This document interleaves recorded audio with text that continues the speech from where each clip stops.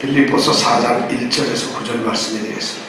그러므로 나의 사랑하고 사모하는 형제들, 나의 기쁨이요 멸류관인 사랑하는 자들아, 이와 같이 주 안에 살아. 내가 요디아를 권하고 순두개를 권하노니 주 안에서 같은 마음을 품으라. 또 참으로 나와 멍에를 같이 앉아 내게 구하노니 복음에 나와 함께 힘쓰던 저 부녀들을 돕고 또한 클레멘드와 그 외에 나의 동력자들을 도우라.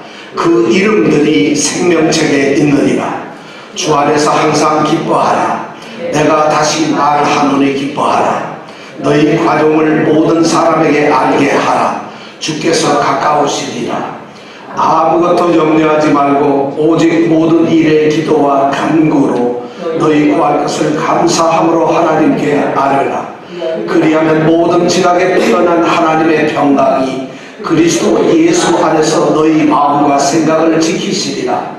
정말로 형제들아, 무엇에든지 참되며 무엇에든지 경건하며 무엇에든지 오르며 무엇에든지 정결하며 무엇에든지 사랑할 만하며 무엇에든지 칭찬할 만하며 무슨 덕이 있든지 무슨 기림이 있든지 이것들을 생각하라. 너희는 내게 배우고 받고 듣고 본 바를 행하라. 그리하면 평강의 하나님이 너희와 함께 계시리라. 아멘.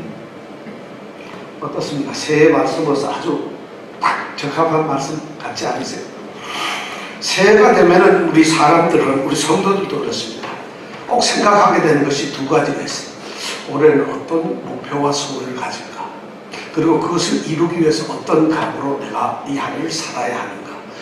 목표와 각오를 갖습니다. 혹시 그런 거 가지신 분 있으세요? 아니요, 어제나 오늘이나 저는 영원토록 동일합니다. 저는 변함이 없습니다. 혹시 이런 분이 있다면 심각하게 이 시간 말씀 안에서 도전을 받으시기 바랍니다. 같아서는 안 된다는 것이죠. 날이 새로워졌기 때문이 아니라 날이 달라졌기 때문에 우리는 새로워져야 한다는 것이죠. 그러다 보니까 교회마다 매년 신년이 되면 올해 이루어야 될 소원 또는 목표 또 우리의 각오 이런 것을 적어서 뭐 연중 신앙표, 교회 어떤 신년표로 다 제정을 하잖아요. 그래서 어떤 미디어에서 뉴욕에 있는 교회 한 몇십 개를 이렇게 조사를 했어요. 신년표가 어떤 건가. 근데 거기에 보니까 참 좋아요. 올해 뉴욕은 엄청나게 달라질 것 같아요. 올해 뉴욕은 말이죠, 교회마다 엄청난 변화가 있고 우리 하나님의 나라가 뉴욕이 완전히 하나님의 장악된 그런 훌륭한 신년표들이 아주 가득 차 있습니다.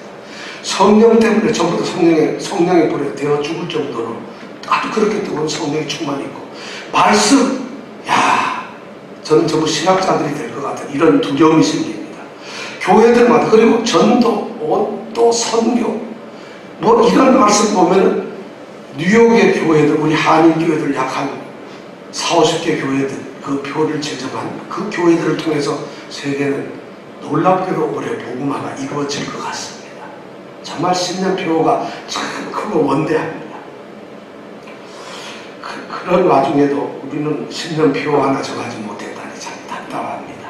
참 우리는 한심하고 정말 참 보잘것없습니다. 그래도 여러분들에게 한번 물어보고, 이 자리에서 우리가 한번 물어보고 싶어요.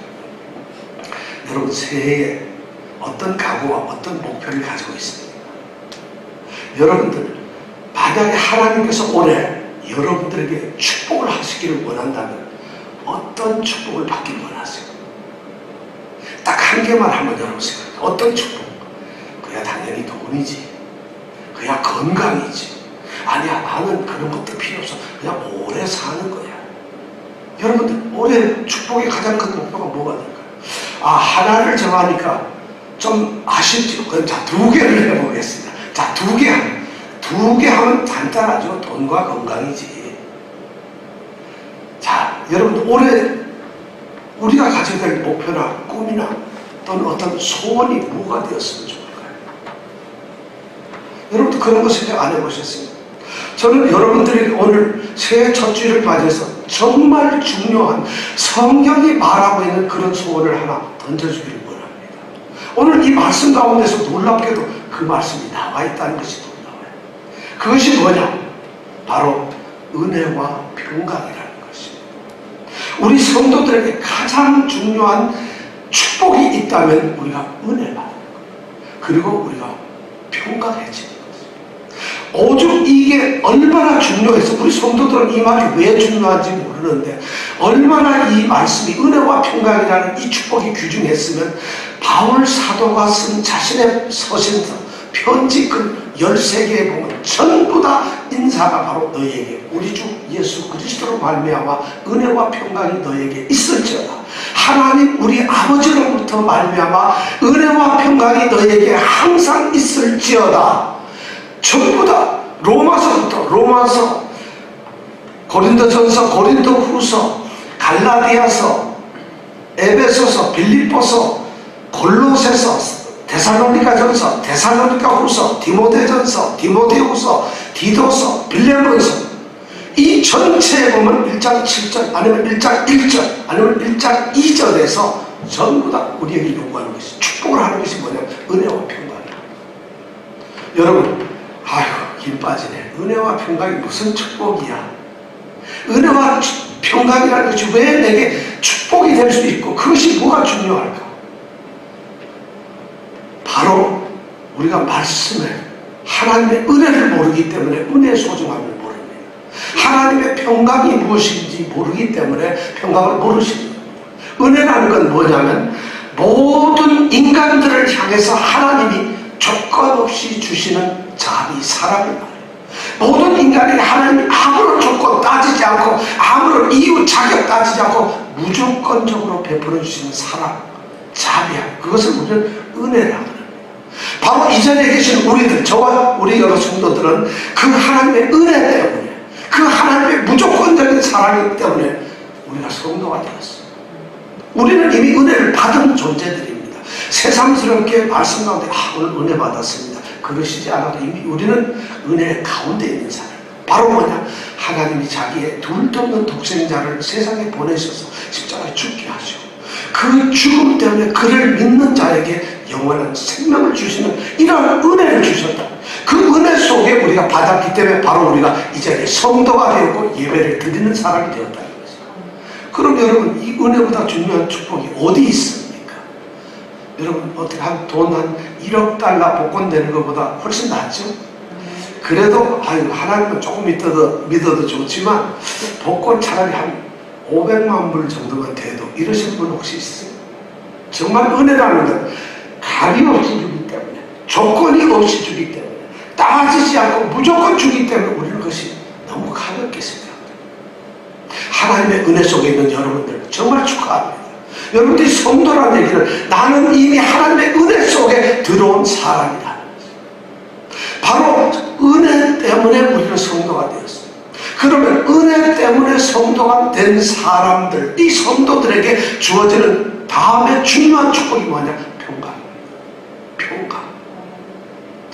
평강, 그러니까 여러분들 이게 무슨 어디 한의원 이름 같기도 하고, 평강 그러니까 별로 뭐 좀 와닿는 게 없어요. 여러분, 평강이 뭘까요? 평강. 여러분, 평강이 뭐예요? 평강하다. 여러분, 평강이 뭘까요? 네? 걱정 없는 거. 뭐 세상적인 평강의 개념은 이런 겁니다. 전쟁이나 분쟁이 없는 상태, 또는 심신, 몸과 마음이 편안하고 어떤 불편함이 없는 상태, 또는 우리의 삶의 과정 모든 환경이 안정스러운 그런 상태, 이것을 평강이라고 해요. 성경은 그런 저급한 것을 평강이라고 이야기를 하지 않습니다. 우리가 평강을 사모하지 않고 바로 이 평강이라는 축복에 대해서 우리가 깊이 생각하고 그 의미를 모르기 때문에 우리는 평강을 원하지를 않아요. 만약 평강이라는 말의 참된 의미만을 안다면은 우리 성도들은 평강을 원할 수밖에 없어요. 평강만을 찾을 수밖에 없어요. 그 평강이라는 게 도대체 뭘까요?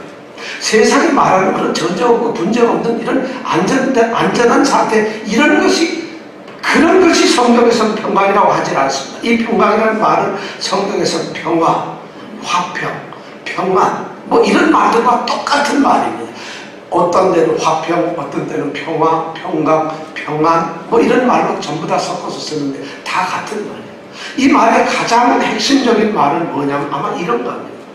하나님께서 창조를 해놓으신 세상, 여러분 평강에 대한 기존 개념을 다 지워버리십시오. 이 시간 평강을 한 번도 생각해보지 않은 분들이 있다면 두 눈을 똑바로 뜨시고 마음을 열고 정말 나는 하나님의 평강을 축복으로 받고 싶습니다. 다들 고백하시기 바랍니다. 평강이 무엇이냐? 하나님이 창조하신 세상, 거기엔 인간도 있고 모든 우주 자연들이 있습니다. 그 하나님이 만드신 창조 세계와 그 다음에 하나님과의 관계에 있어서 그 관계에 있어서 하나님의 이 창조하시는 능력이나 하나님의 뜻이나 생각이 가장 완벽하게 드러난 상태, 그것을 평강이라고 해요. 아, 이거 되게 어렵네요. 그 평강 별로 와닿질 않아요. 이렇게 보시면 됩니다. 하나님께서 온 세상을 창조하시면서 자같이 3번, 4번이나 하셨던 말씀이 있어요. 보시기에 심히 좋았더라. 보시기에 좋았더라. 바로 하나님이 자신이 만들어 놓은 세상을 보시면서 하나님과 자신과의 관계에서 보시기에 좋았다. 바로 보시기에 좋은 상태, 이것이 바로 평강입니다. 이것이 바로 평강이란 말이에요. 이 평강이란 말은 그래서 구약 성경에 보면은 이 히브리어로는 샬롬이라고 하는 말로 쓰는데, 이 평화는 이 샬롬이라고 하는 말은 뭐냐, 무슨 뜻이냐면 구약 성경에 이 샬롬이라는 단어가 들어간 의미를 가만히 생각해 보면 공통적으로 들어가는 의미가 2가지가 있어요. 하나는 완전하다. 그러니까 평강이란 완전함이에요. 또 하나는 온전하다. 여러분, 완전하고 온전이 어떻게 다른지 아세요? 그게 그거 아니까 완이나 온이나 저는 똑같은데 완전, 온전. 완전이라고 하는 건 말이죠. 10개가 있었는데 9개가 있다. 이건 완전하지 않은 거예요. 완전이라는 것은 말이죠. 그런 거죠. 어른들만 10명 있어야 되는데 아이가 하나 키웠다. 그래서 10명이다. 그건 완전한 게 아니에요. 그러니까 뭔가 부족하게 있는 상태를 불완전, 또 부족한 것이 없이 꽉 채워진 상태를 완전이라고. 그럼 온전은 무엇이냐? 완전한 10개가 채워져 있는데 거기에 흠집이 있거나 잘못된 것이 하나도 없이 전부 완벽한 상태로 10개가 있는 상태를 온전하다. 그럼 완전과 온전이 함께 있을 때 이것이 진짜 바로 되는 건데, 바로 이 완전과 온전이 함께 있는 상태를 성경은 뭐라 하느냐? 평강이라고 해요. 우리가 그런 평강 속에 있어야 한다는 것이에요.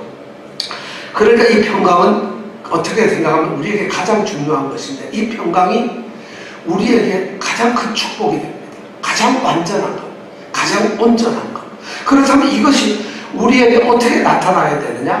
4개의 관계 속에서 나타나야 된다는 것입니다. 하나님과 우리와의 관계에서 완전함, 온전함. 이것을 평강이라고 해요. 그 다음에 자기 자신에 대해서 스스로 완전하고 온전함을 느끼는 상태, 이것을 평강이라고 해요.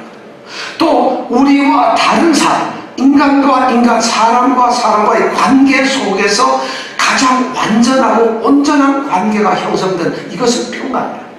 여러분, 굉장히 좋죠? 어떤 사람하고 아주 완전한 관계가 이루어져, 하나님과 완전한 관계가 이루어져, 그리고 자기 스스로도 완전하고 온전해져. 이것을 평강이에요. 거기다 플러스 또 하나, 모든 주위의 환경들, 물질들, 모든 조건들과 내 자신이 완벽한 완전한 관계가 돼. 그것이 돈이든 명예든 권력이든 건강이든 그런 관계가 내가 완전하게 온전하게 된 상태를 뭐라 한다고요? 평강이에요. 자, 그렇다면 여러분, 돈을 주세요. 왠지 손해보는 것 같지 않아요? 차라리 평강을 주세요. 이게 훨씬 난 축복 같지 않으세요? 아직도 자, 여러분들 올해의 소원이 뭐가 되면 좋겠어요? 은혜를 우리가 받았으니까 뭐만 있으면 좋겠어요? 평강이 여러분들에 있길 바랍니다. 이 평강의 개념을 모르기 때문에, 그것을 우리가 너무 쉽게 생각했기 때문에 바로 평강을 구하지 않는다는 것입니다. 놀랍게도 오늘 성경 말씀에는 7절에 보니까 모든 지각에 뛰어난 하나님의 평강이 그리스도 예수 안에서 너희 마음과 생각을 지키시리라. 하나님의 평강이 우리를 지킨다는 것이죠. 그리고 9절에 가서 보면 그리하면 평강의 하나님이 너희와 함께 계시리라. 7절에는 하나님의 평강, 그리고 9절에는 평강의 하나님, 지금 이 말을 지금 아직도 읽으시면서 못 깨달은 분들이 아마 이 자리에 제가 거의 다 똑같은 말 같지만 전혀 다른 말이에요. 7절에는 하나님의 평강이 너희를 지키신다. 9절에는 평강의 하나님이 너희와 함께 하신다. 그럼 평강의 하나님, 하나님의 평강은 같은 말일까 다른 말일까요? 거의 어쩌면 같은 말일 거예요.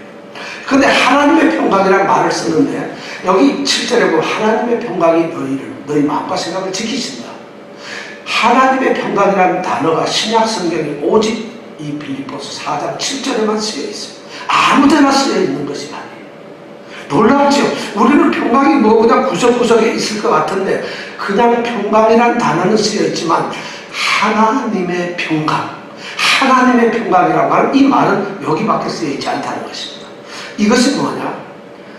정말 하나님께 감사하며 하나님을 절대적으로 믿는 성도들에게 하나님이 기꺼이 주시는 자신의 평강, 이것을 하나님의 평강이라고 한다. 그럼 여러분들 이 평강이 있어야 됩니다. 그럼 하나님의 평강이라는 것은 도대체 뭘까요, 여러분?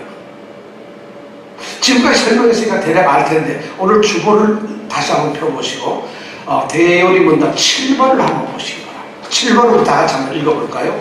다 같이 한번 읽겠습니다. 시작. 하나님은 영이시니 그 자신의 존재와 영광, 거룩하심과 거룩하심과 거기까지 읽고 그 다음에 우리가 한 목소리 잘 읽어야 됩니다. 하나님은 완전하심에 있어서, 이 완전하심에 있어서가 바로 평강이라는 말입니다. 여러분, 이 말을 우리가 아까 읽을 때 이 말을 깨달으면서 읽으신 분들 한번 손들어 보세요.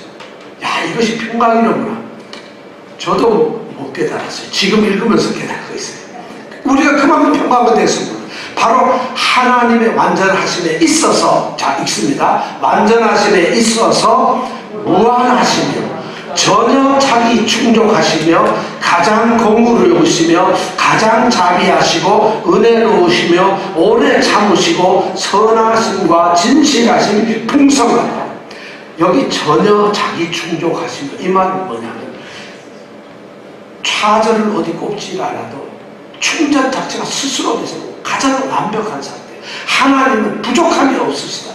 하나님은 어디로부터 도움을 받아야 되거나 뭐가 채워져야 되거나 하나님의 이 완전하심은 어떤 것이 더 더해져야 되거나 아니면 시간이 지나면서 더 없어지거나 그런 것이 아니라 영원토록 하나님은 완전 그 자체로 있으시다. 이것이 뭐냐면 바로 하나님의 평강이라는 말이에요. 이 평강이 오랫동안 여러분들에게 있기를 축원합니다. 이 평강이 있습니다. 자, 그렇다면 이 평강에는 중요한 특징이 세 가지가 있습니다. 오늘 말씀 7절에 보니까 첫 번째, 모든 지각에 뛰어난 하나님의 평강이라는 것입니다. 이 평강, 하나님의 평강은 성도의 우리의 모든 이해를 초월합니다. 우리는 하나님의 평강을 이해할 수 없어요. 그렇기 때문에 우리가 평강을 사모하지 않는 것입니다. 하나님의 평강을 우리가 알기만 한다. 그 맛이 어떤지를 안다면, 그 능력이 어떤 줄 안다면 우리를 찾을 텐데 알 수가 없어요. 우리의 이해를 초월해. 왜냐하면 우리는 그러한 하나님의 평강을 한 번도 볼 수가 없어요. 천지를 창조하시고 하나님 보시기에 좋았다고 한 우리 천지, 우리는 모릅니다. 알 수가 없어요. 그 하나님의 심정도 모르고 그 세상도 모르고 거기에서 있는 아담조차도 우리는 이것이 평강이가 모를 거라는 거죠. 바로 우리의 인간의 지식, 인간의 이해를 초월합니다. 뿐만 아니라 우리가 아무리 계획하고 생각하고 고민하고 우리가 노력을 해도 이 하나님의 평강에 이를 수는 없어요. 그런데도 하나님께서는 우리의 그런 이루지도 못하고 우리가 알지도 못하는 지각에 뛰어난 하나님의 평강을 우리에게 주신다. 그러니까 우리는 그 평강이 상상조차 할 수 없어요. 나는 알 수가 없어요. 그래서 성경은 모든 지각에 뛰어난 하나님의 평강이라고 했어요. 하나님의 평강은 바로 이런 특징을 가지고 있어요. 그런데 이 하나님의 평강이 무슨 일을 하느냐? 마음과 생각을 지키신다. 마음과 생각을 지킨다. 여러분들, 마음과 생각을 지키는 것이, 우리 마음과 생각이라는 건 우리의 생각, 감정, 우리의 어떤 계획들, 우리가 어떤 꿈꾸는 것들, 우리가 모든 이런 것들을 마음과 생각, 우리 내면적인 모든 것을 인간의, 그것을 한마디로 얘기하면 마음과 생각이라고 우리가 말할 수가 있어요. 근데 이 마음과 생각 때문에 인간들은 타락을 합니다. 나쁜 마음을 가지고 나쁜 생각을 갖기 때문에. 하나님이 진노하시는 가장 첫 번째가 뭐냐면 그 행위보다도 마음과 생각을 진노하십니다. 우리 인간에게 그런 약점이 있어요. 그러니까 하나님께서는 이 마음과 생각을 갖다가 바꾸시기로 해요. 그래서 오늘 말씀, 우리가 아까 제가 예배 전에 말씀을 드렸습니다. 오직 심령이 새롭게 돼. 우리는 새로운 비전을, 유혹을 쫓아 구습을 쫓는 옛사람을 벗어버리고 우리는 새 사람을 입는다는 것이 뭐냐면 우리의 마음과 생각을 바꾸는 것이죠. 바로 성도들이란 마음의 생각을 바꾸는 사람들, 바로 그런 사람, 그런 마음들을 하나님은 지키신다는 거예요. 자, 이 지키신다는 것이 뭐냐면, 지키는 그냥 지키는 게 아니에요. 지금 이 말씀을 하는 것이 바로 빌립보의 교회, 빌립보에 살고 있는 성도들에게 쓰는 편지 아닙니까? 이 지킨다는 말은 군인이 적의 공격으로부터 어떤 도시를 에워싸고서 보초를 쓰며 파수하고 지키는 수비군이 지금 있다는 이런 말이에요. 그래서 지키고 있다는 거죠. 빌립보 시는 말이죠. 로마의 식민지입니다. 로마의 식민지가 되는 것은 대단한 영예인데 왜 그러냐면 로마 수비대가 그 성을 반드시 에워싸고 지킵니다. 식민지가 아닌데, 유대 땅은 식민지가 아니니까 말이죠. 로마군이 지키지 않아요. 그런데 빌립보 성 그 자체는 로마 식민지이기 때문에 로마군, 여러분 로마군이 한번 인터넷 가서 검색해도 로마군이 도대체 어떤 존재인가? 세계 역사상 군사력으로 최고, 전투력 최고, 승리율 최고, 뭐든지 그런 로마군이 빌립보 성을 에워싸워서 누구를 지키고 빌립보 사람들을 지키고 있는 거예요. 바로 그것처럼 하나님의 평강이 우리의 마음과 생각을 에워싸워서 지키고 있는 거예요. 우리 마음과 생각에 이 방위 사령관이 누구냐? 바로 하나님의 평강이라는 거예요. 그러면 우리는 어떠한 공격도 받을 수가 없어요. 우리의 마음과 생각은 늘 평강 가운데 있을 수밖에 없다는 거예요. 이것이 바로 마음과 생각을 지키신다는 말씀입니다. 이것이 하나님의 평강이 우리에게 하시는 것입니다. 그 다음에 세 번째 중요한 것은, 그럼 하나님의 평강을 아무나 지키는 것은 그렇지 않아요.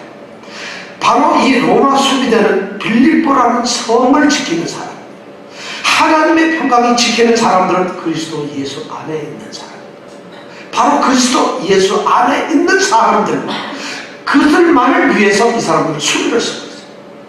그리스도 예수 안에 있는 사람들만을 위해서 그들을 지키시는 것이 바로 하나님의 평강이라는 것입니다. 하나님의 평강, 이 평강은 말이죠, 그리스도 예수 안에 있는 자들을 지킵니다. 그러니까 어떤 외부 공격이나 모든 것이 다가와도 난공불락의 요새, 그 이름이 뭐냐면 그리스도 예수다. 그러니까 여기에 대해서는 예수 안에 있는 자들은 절대로 함락되지 않고 무너지지 않죠. 왜냐하면 바로 하나님의 평강이 에워싸고 있기 때문에. 이 축복이 바로 오늘 여러분들에게 있기를 바랍니다. 하나님의 영광이. 그러면 이 하나님의 평강을 좀 가지고 싶은데요, 이 평강을 누리고 싶은데요, 이것은 그냥 누려지는 것이 아니라는 거예요.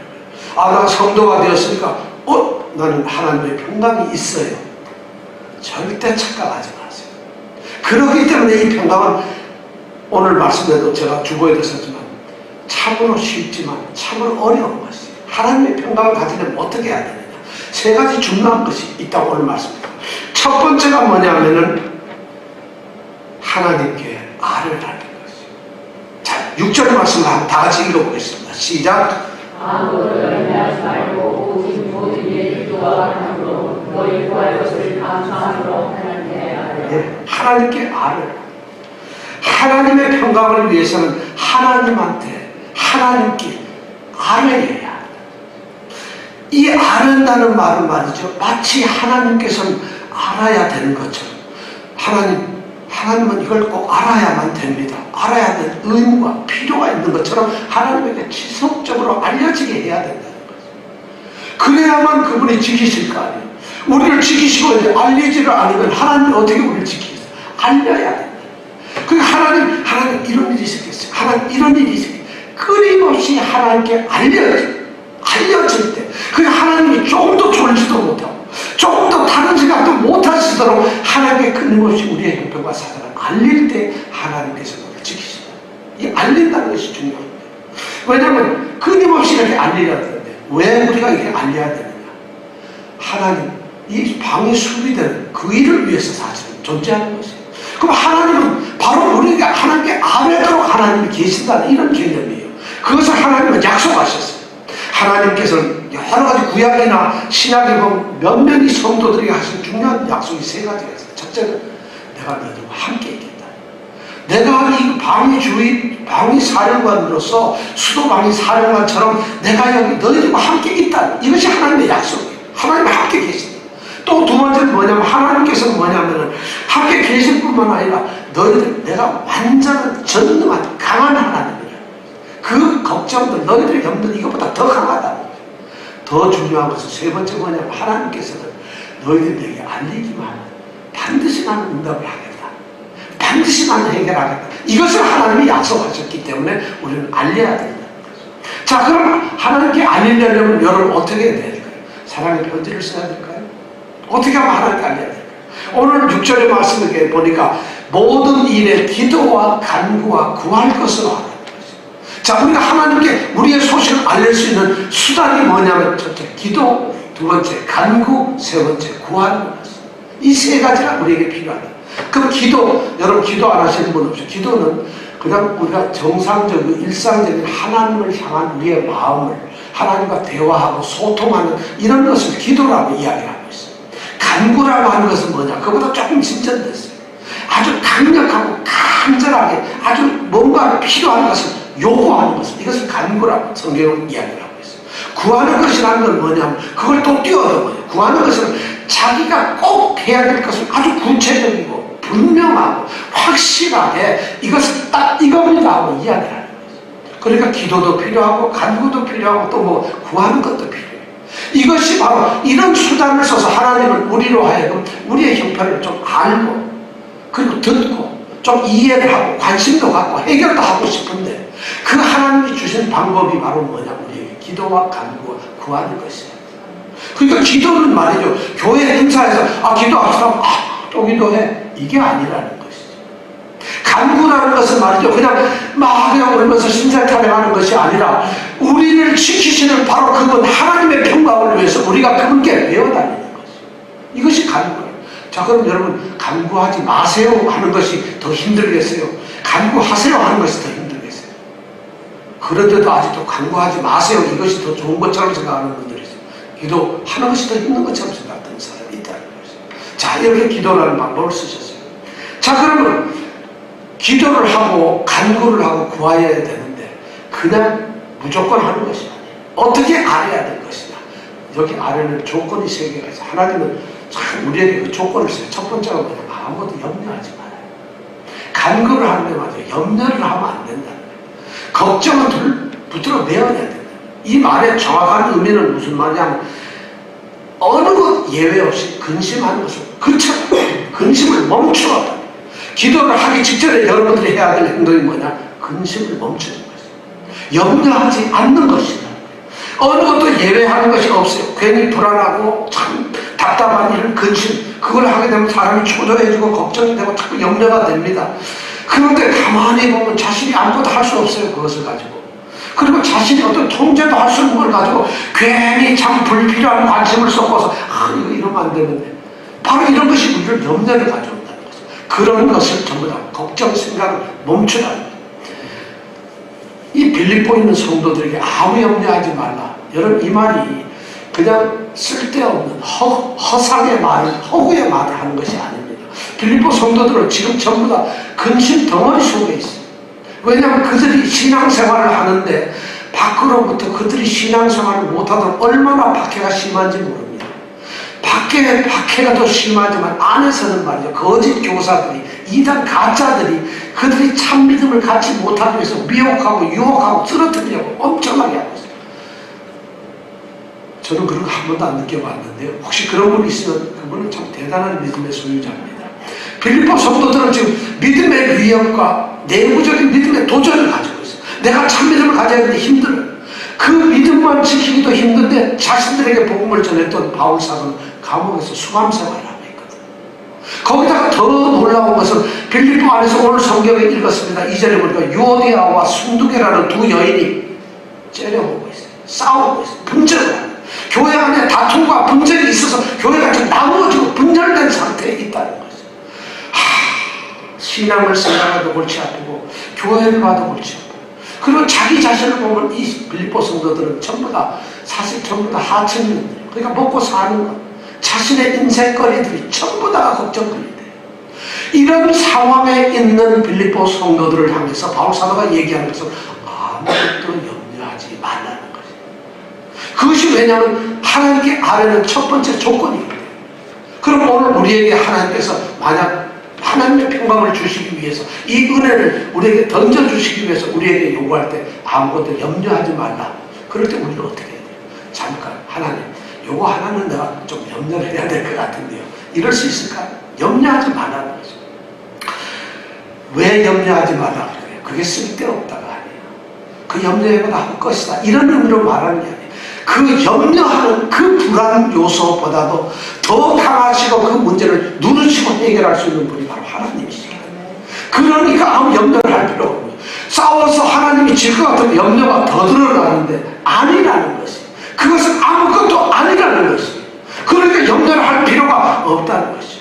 이것이 바로 아무 염려하지 말고 하나님께 아뢰라. 두 번째는 뭐냐면 모든 일을 하나님께 아뢰라는 것입니다. 모든 일, 우리는 기도에 예외가 없습니다. 특히 하나님께서 아뢰야 될 것, 아뢰지 말아야 될 것을 우리가 선별할 권리도 없어요. 그것을 골라야 될 이유도 없어요. 무엇이든지 모든 것을 하나님께 아뢰어야 된다는 것입니다. 모든 상황, 모든 조건, 모든 일들, 모든 것을 전부 다 하나님께 맡겨야 된다. 이것이 바로 성도입니다. 혹시 만에 하나라도 나는 부분적으로 신뢰를 보내고 부분적으로 이것만 요구를 합니다. 그것은 정상적인 믿음이 아닙니다. 그건 참 믿음이 아니라는 거죠. 하나님께서 그런 것을 가려서 나를 믿어달라, 그런 것을 가려서 나에게 기도해달라고 말씀하신 적이 성경에 한 번도 없어요. 무엇이든지 하라고 그랬어요. 그런데 우리는 하나님 그래도 미안하잖아요. 바쁘실 것 같아서 요거는 내가 할 수 있으니까 요것만 하겠어요. 이것이 바로 거짓신앙이에요. 참신앙이 아니라는 거죠. 여러분, 무엇이든지 모든 일에 간구하라. 모든 일에 기도와 간구와 구할 것이라는 거죠. 세 번째 중요한 것은 감사함. 이 하나님께 아뢰는 이 감사함으로 아뢰는다는 것, 이것이 또 얼마나 중요한지 몰라요. 오늘 이 말씀 6절에 있는 아무것도 염려하지 말고 오직 모든 일에 기도와 간구로 너희 구할 것을 감사함으로 하나님께 아뢰라. 이 말씀 전체 구절 중에서 가장 중요한 말은 바로 감사함. 왜 그럴까요? 참된 기도, 능력의 기도, 응답받는 기도는 말이죠, 그 기도 자체에 있는 것이 아니에요. 그 기도가 얼마나 간절했는가, 얼마나 기도가 뜨거웠는가, 그 얼마나 기도가 강력했는가에 기도 자체에 머물지 않아요. 뭐에 있느냐? 감사함을 가지고 드리는 기도에 있다는 거죠. 감사함을 가지고 있는 것에 이 바로 기도의 능력과 역사가 나타납니다. 우리가 모든 이렇습니다. 우리가 모든 삶 가운데서 염려를 한다는 것이고, 염려한다, 이 말은 정확하게 얘기하면 뭐냐면 모든 상황에서 우리 자신이 괜히 괴로워하고 탄식하는 것, 하나님이 염려 탄식하는 게 아니라 내가, 내 자신이 탄식하고 내 자신이 괴로워하고 있어요. 이것이 염려예요. 우리 자신이 이 문제를 해결하려고 애쓰는 것, 이것이 바로 우리가 염려라는 거죠. 내가 하고 있다, 내가 뭔가를 해야 된다. 감사함으로라는 것은 그런 것이 기도가 아니라는 거예요. 뭐냐? 감사함으로 먼저 하나님은 전능하시다는 걸 먼저 믿는 것입니다. 하나님은 전능하시다. 그리고 하나님의 영광을 먼저 하나님은 영광스러우시고 하나님의 영광을 찬양합니다. 그러면서 하나님께 모든 것을 하나님이 나의 형편을 다 알고 하나님께서 그걸 행하시도록 내가 하나님께 모두 드리는 것입니다. 감사합니다. 그래서 하나님이 이루시고 돌보시고 인도하시고 하나님께서 모든 것을 다스린다는 것을, 그런 것을 감사합니다. 이것이 바로 감사함의 기도입니다. 왜냐하면 하나님 그거는 다 하실 수 있기 때문에. 그러니까 하나님께 아뢰는 것은 마음을 염려하지 말아요. 모든 일에 감사함을 가지고 하나님께 아뢰야 돼요. 그래야만 그리스도 안에서 지금 하나님의 평강을 사모하는 이 하나님의 평강이 우리를 돌면서 그거로구나, 그렇다면 내가 이렇게 해야지, 그렇게 들으신다. 올해 바로 이 하나님의 평강이 있기를 바랍니다. 여러분들이 아뢰시기 바랍니다. 두 번째 하나님의 평강을 얻을 수 있는 방법, 두 번째가 뭐냐면 바로 8절입니다. 이것들을 생각하라. 8절의 마지막에 보면 이것들을 생각하라 이렇게 되어 있어요. 8절 한번 같이 읽어볼까요? 시작.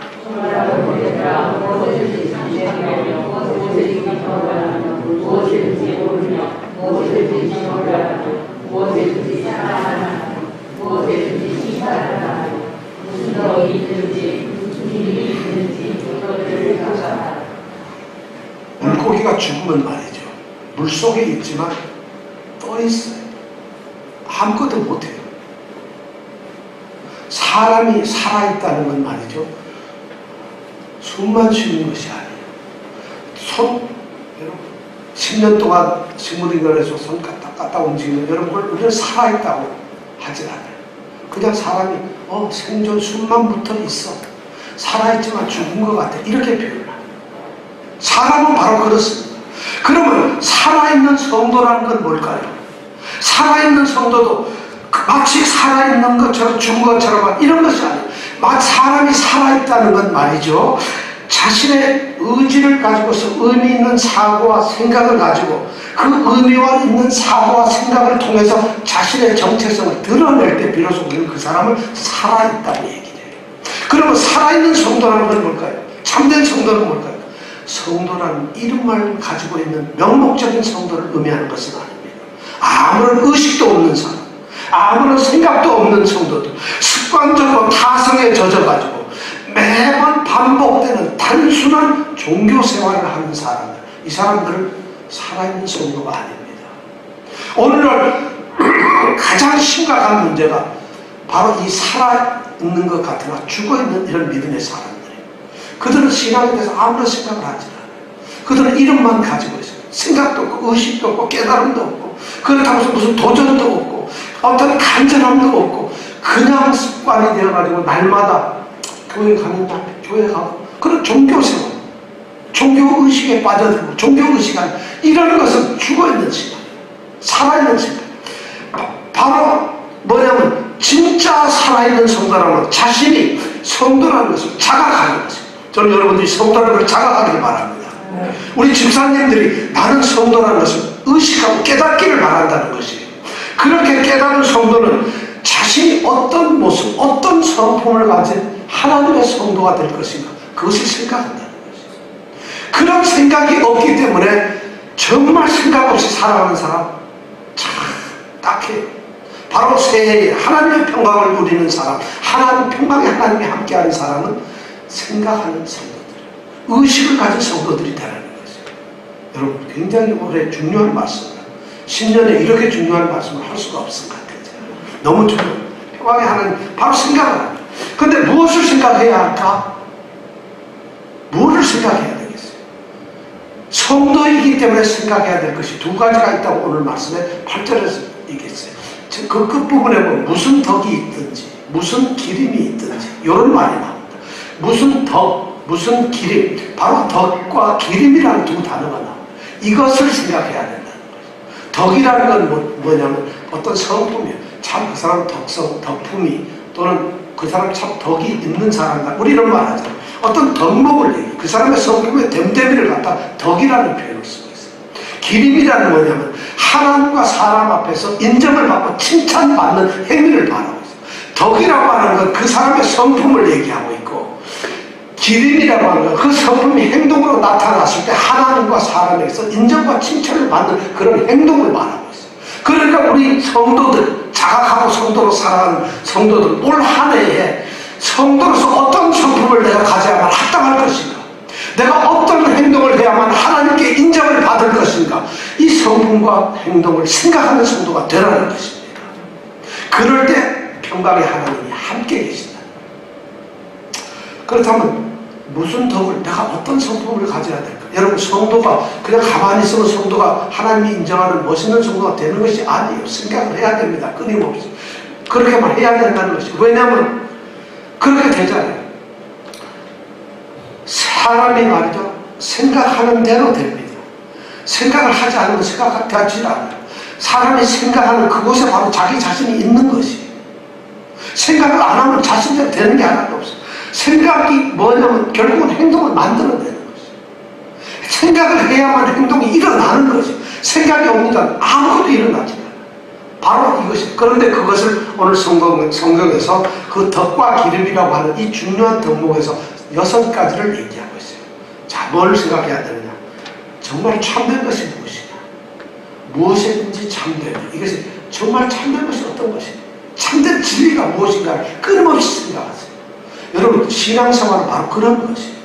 신앙생활에 성도가 참되게 세워진다는 것은 그런 것들을 생각하는 것이에요. 참된 것이 무엇인가 생각하세요.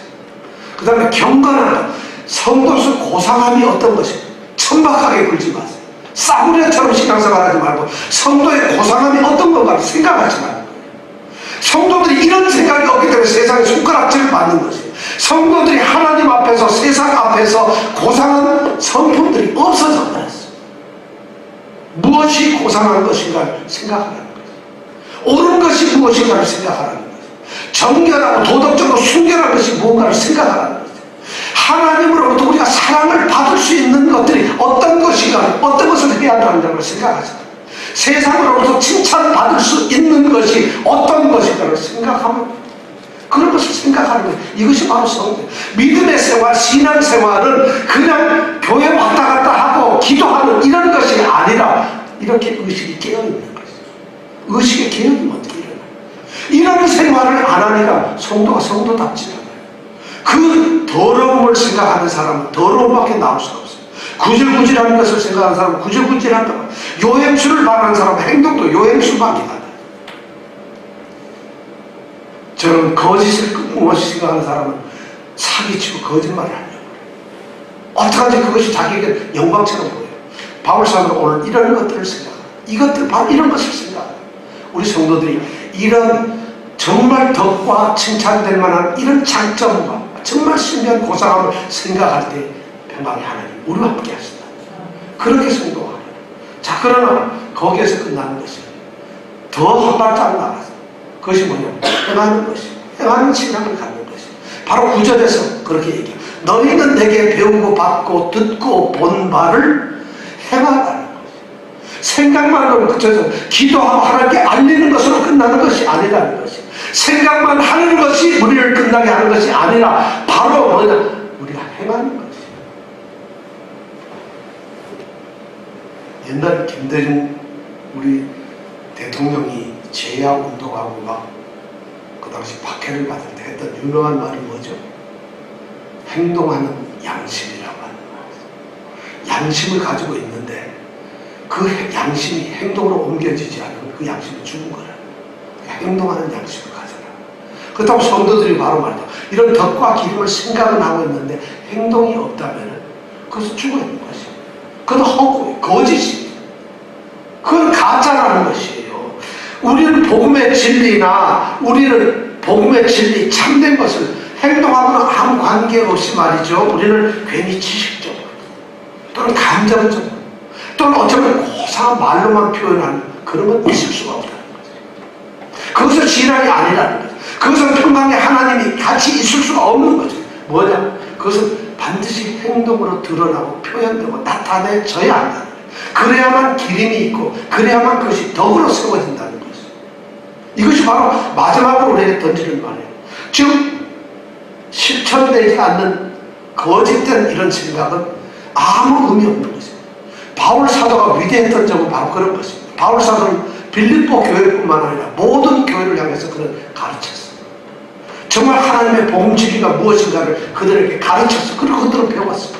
그리고 하나님 또 우리 주 예수 그리스도로부터 들었던 그 복음의 진리를 바울은 그들에게 전했어요. 그들은 받았어요. 근데 바울의 위대한 점은 거기에 머무르지 않았다는 것입니다. 그가 그런 것을 전하고 나서 가만히 있었던 것이 아니라 그의 삶에서 그러한 삶이 녹아져 있었다는 거예요. 그는 지금 감옥에 있지만은 감옥에서조차 그는 그 삶을 살아가고 있다. 그는 과거에도 그런 복음의 진리에 따라서 살았고 지금 현재도 그런 복음의 진리 안에서 살아가고 있는 존재였습니다. 그것을 빌립보 성도들이 알고 있어요.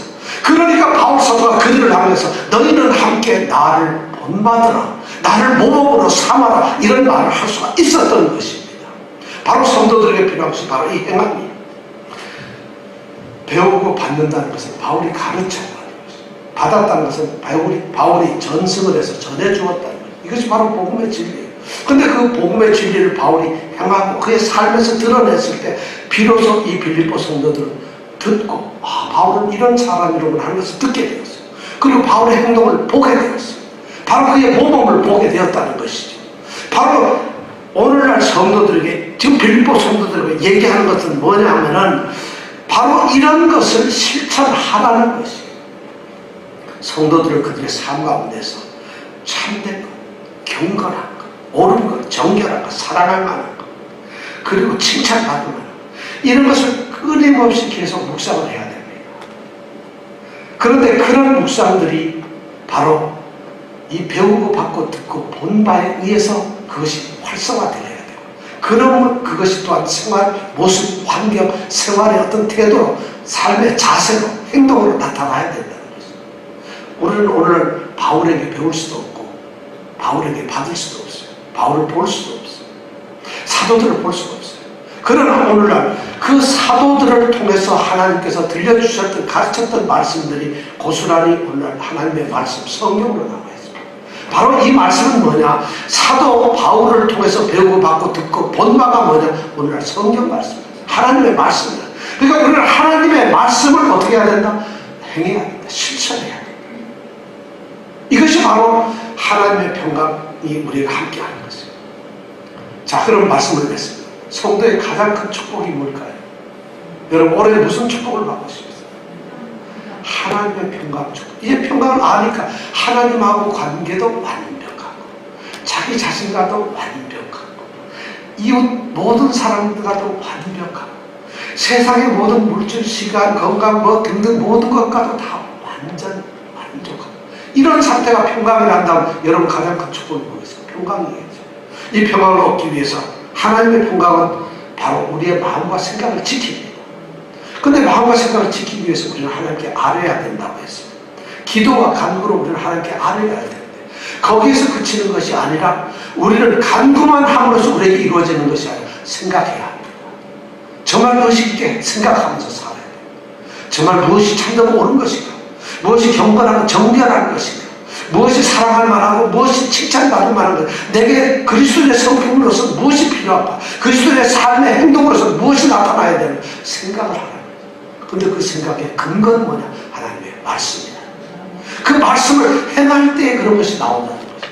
그렇게 할 때에 구절의 마지막 절은 그리하니 평강의 하나님이 너희와 함께 계시리라. 이제는 하나님의 평강이 아니라 우리에게 하나님의 평강을 주시는 그 평강의 하나님이 우리와 함께 계십니다. 하나님의 평강이 우리를 지키시는 게 아니라 그 평강의 하나님이 직접 우리에게 나타나서 우리와 함께 계십니다. 그렇다면 우리에게는 이거보다 더 큰 축복이 어디 있겠어요?